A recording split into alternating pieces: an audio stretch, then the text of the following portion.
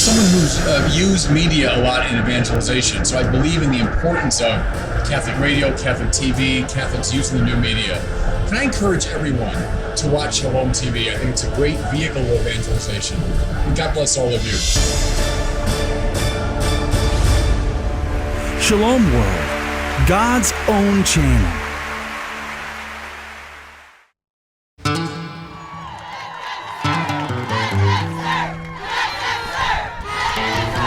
Vatican spokesman Reverend Federico Lombardi told reporters that the Pope's visit was a sign of support for the nuns.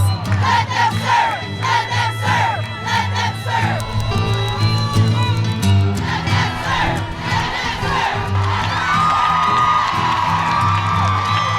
them serve! We love sisters, yes we do! We love sisters, how about you? We love sisters, yes we do! Well, I want you to know that your long ordeal will soon be over.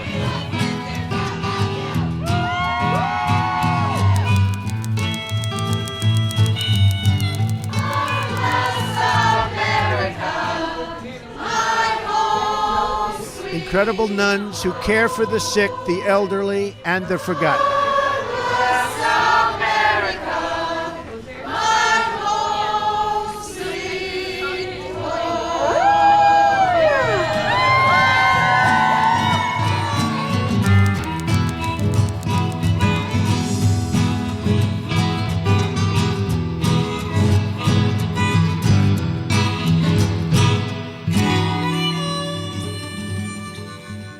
I'd like to tell you a story that brings out our vocation. It brings out the providence of God, how God works in our lives.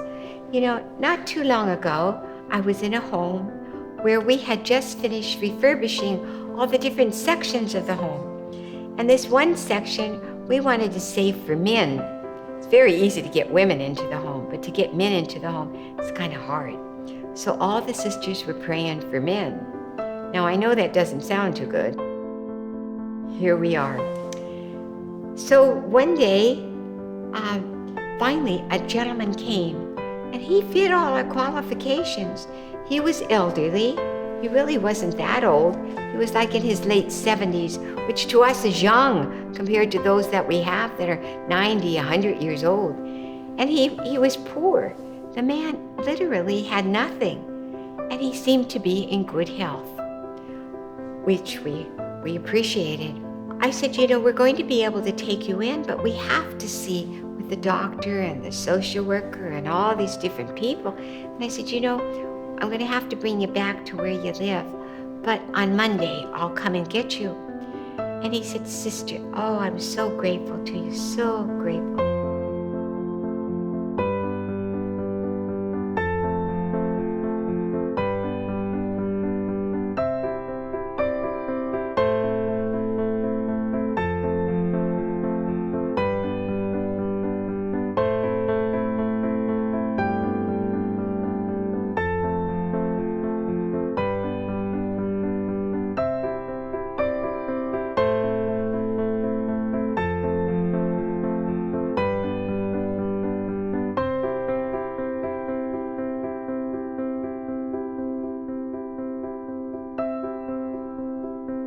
But I said, before we take you home, why don't you come into the dining room and have something nice to eat with everyone? And he said, sister, look at me. He says, I'm all dirty. I couldn't go in there looking like this. And I said, well, don't worry.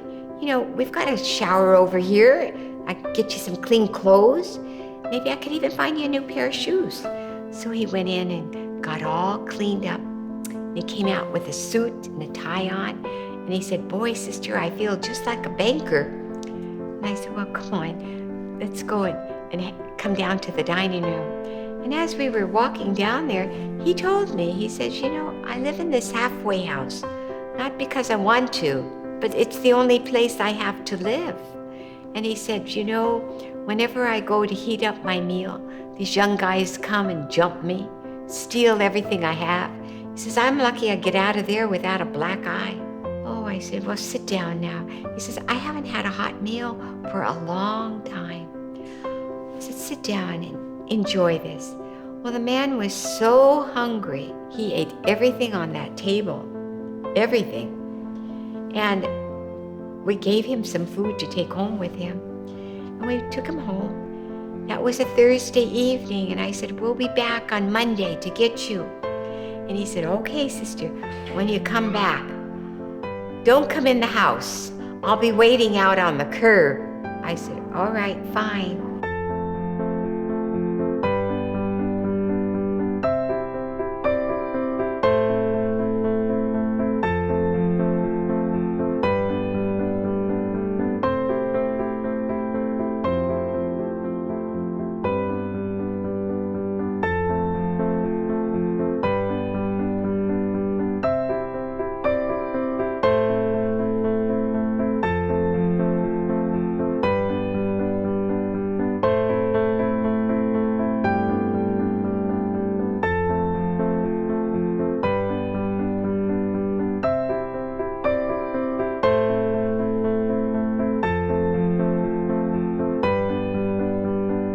So we went back into the house.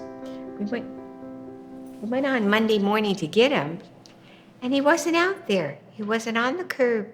And I thought, well, he must still be in the house. So we went up and knocked on the door, and a young fella came to the door, and I said, is Frank here? He said, no. He said he died Friday night. Oh, I said, well, what happened? What happened to him? Where is he now? What happened? He said he's down at City Morgue. Oh, I thought my heart would go to my feet. What could we, the little sisters of the poor, do for that man now? He was to be one of our residents. So we went home and we talked to our superiors, talked to all our little sisters, and we knew he had a brother when we were speaking with him. That was his only living relative, and he was out in California. So we had to go through a lot of research to try to find the brother. Finally, we found him. He says, I don't want him now. He says, I haven't seen him for 50 years. I don't want him now. And so we took him, we claimed him, and we gave him the funeral we would any of our residents.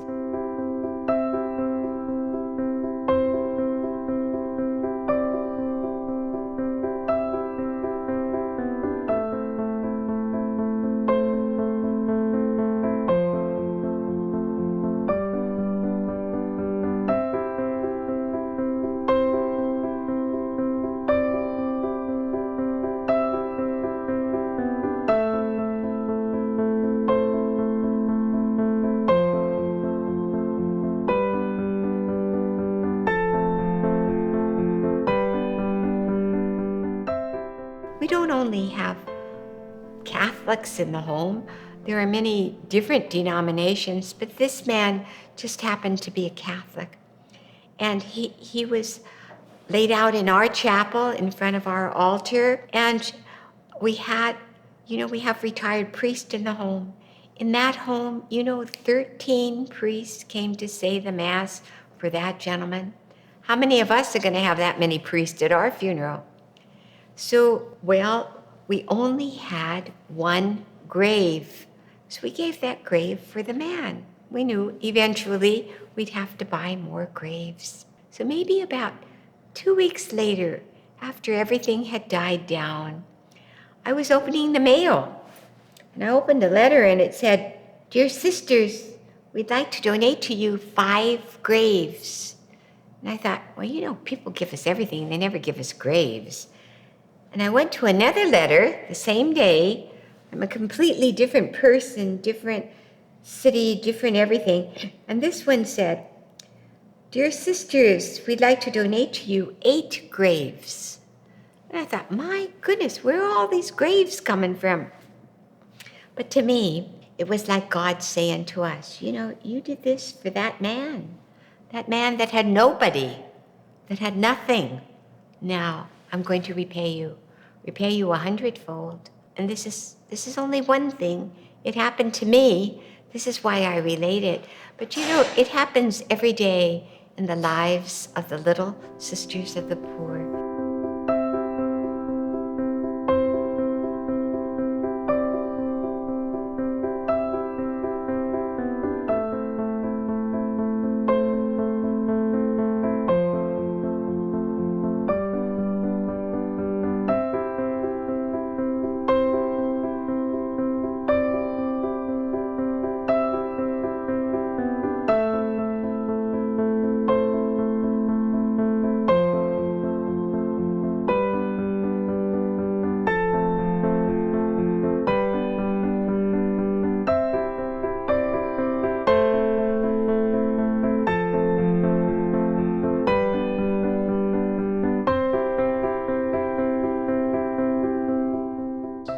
name is Catherine Andre.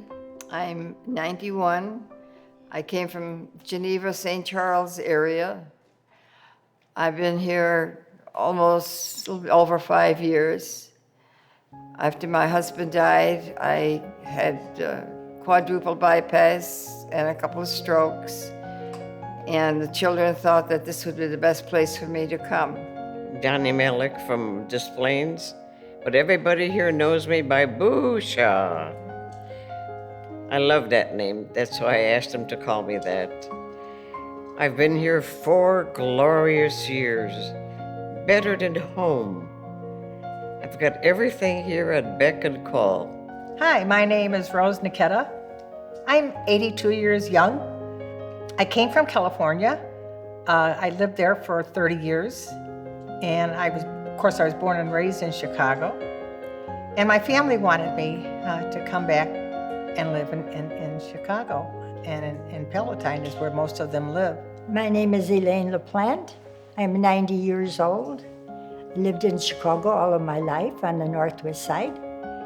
And I, believe it or not, never knew of the sisters that the home was here. A friend of mine, in 2013, I contacted macular degeneration, and I have since lost quite a good part of my eyesight. I can no longer read or watch TV. So I was living in a little 3-room apartment in Elk Grove Village. I knew it was time for me to find a place where I could be taken care of, because I found it very frightening at first. All of a sudden, you can't do the things you did before.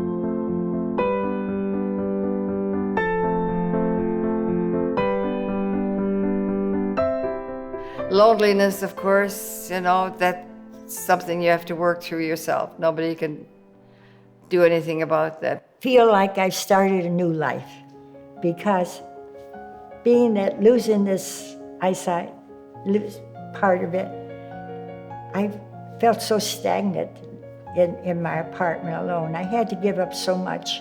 And I've never been happier. There's no place in the world I would rather be than here, as long as I need help and care. And good care I get from the sisters. They're always, no matter how down you are, when you meet one of them, they give you a lift. They're always smiling and always have a kind word to say. And the best part over here for me is the chapel. That's open 24/7 under the same roof. We don't have to go out. Everything is here. If you hear the sisters singing their morning prayers, their evening prayers, it's so inspirational, and they're so loving and caring and happy. They model Jean Jugan. Every human life is sacred. Every human life is sacred. Every human life. The time has come to take a stand. The time has come. In every heart and every land. The time has come. Being a little sister of the poor is not an easy task. I realized when you are asked to love, that invitation to love will take you to an adventure that you could never imagine. Being a little sister of the poor, I have learned the secret to happiness in life. It's that we can only truly be happy if we're giving of ourselves to others. I would have never thought that I would find this much happiness in my life. It's hard. It's hard at times. I had to leave my family, my country.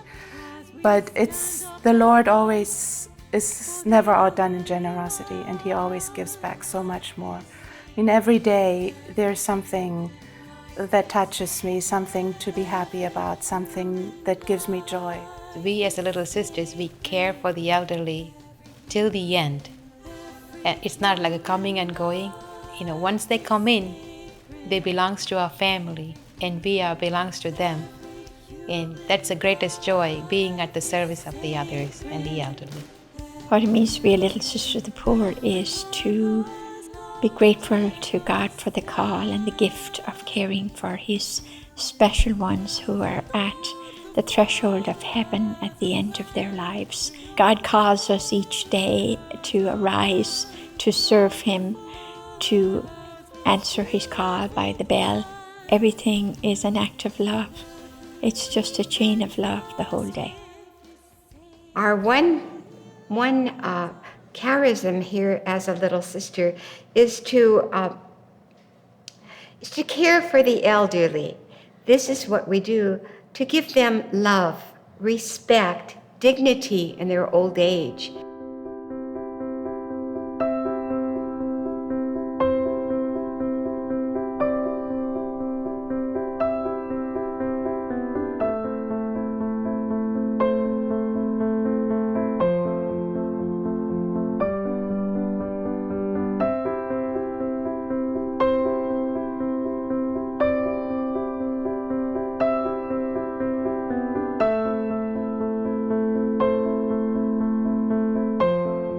You know, we were founded in France in 1839 by a woman whose name is Jeanne Jugan. That's in French, but in English it's Jeannie Jugan.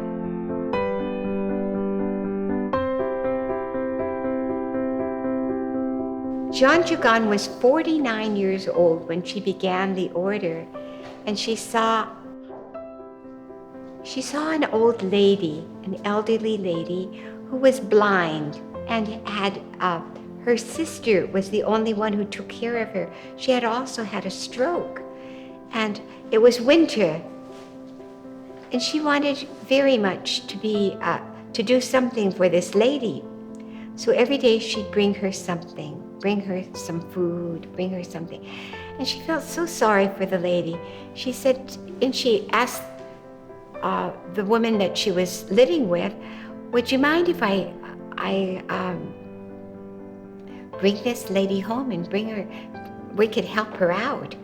So she took her, she lifted her up, carried her, and then put her on her back and carried her through the streets of Saint-Servant to her own bed, put her in her own bed, and then went up into the attic and slept on hay.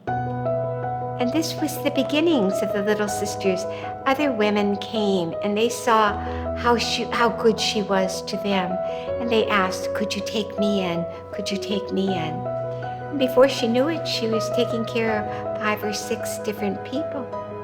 And the order began to flourish and grow until today. It's not only, that was the mustard seed where it began, but today it's grown all over the world. Right now we have 181 homes of the Little Sisters. There are over 2,000 Little Sisters of the Poor in so many different countries, and taking care of the elderly poor.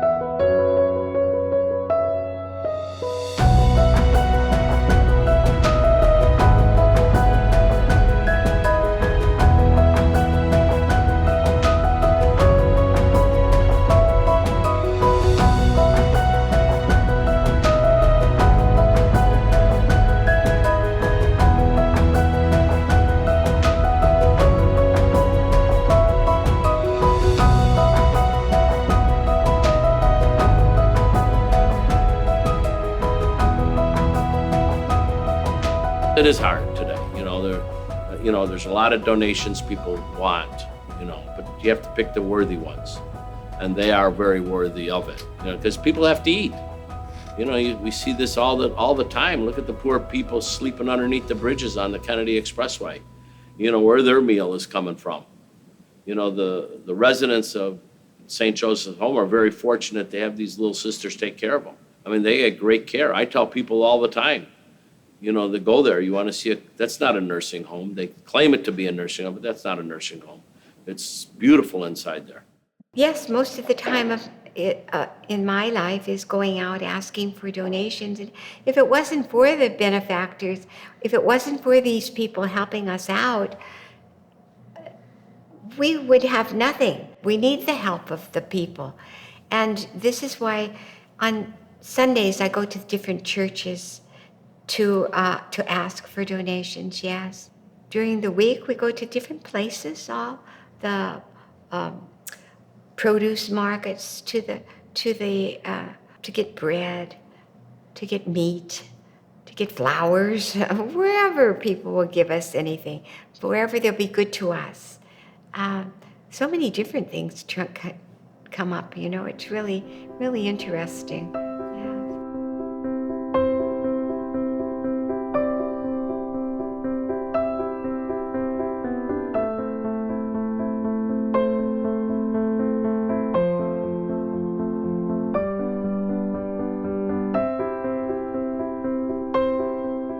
They do a wonderful job for poor residents who can't afford, like nursing homes, assisted living. The donations from the market go straight to their kitchens. The residents really like the bananas because most of them have dentures and it's soft fruits for their teeth. Obviously, it's a good feeling, but we should have her up here because what we do is nothing. They should take all the credit. For us to give them a couple package or so, it's just the least we can do for someone like that, a noble cause like that. To keep the home going, all right, we have many benefactors that give to us. So we go out begging, asking for donations. This is what our work is. And this is what I've been doing for the past almost 50 years. When you see a sister, she's fabulous. She goes to places not knowing how she's going to be received and not knowing what's the outcome. And that's the thing about it, is that you don't know what the outcome is. You just ask to be obedient. And so when I see the obedience of Sister and the trust that she has, and all the sisters, really, it's a beautiful thing. Yeah. I'm living in this country for 36 years. And I see many charity organizations where is a lot of, swindle something. People put money, then it's disappeared, then they waste money or something. And here you see whatever they got, they really put this money, what they receive, to needs of residents, repair home, buy a new car, like our bagging van was donated by somebody. So it's a really big difference.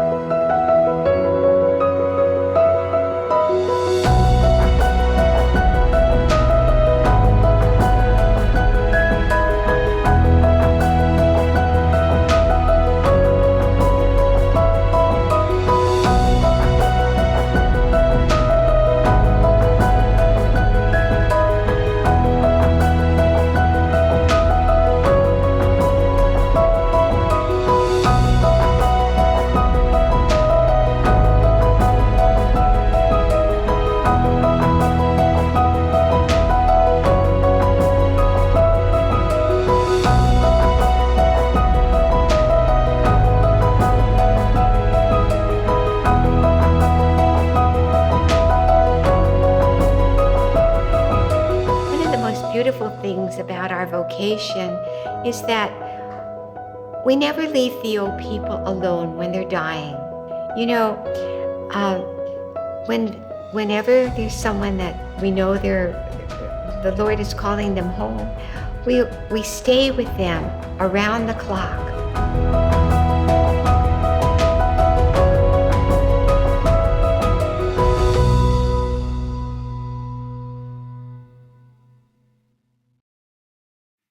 Jesus said, "The harvest is plentiful, but the laborers are few."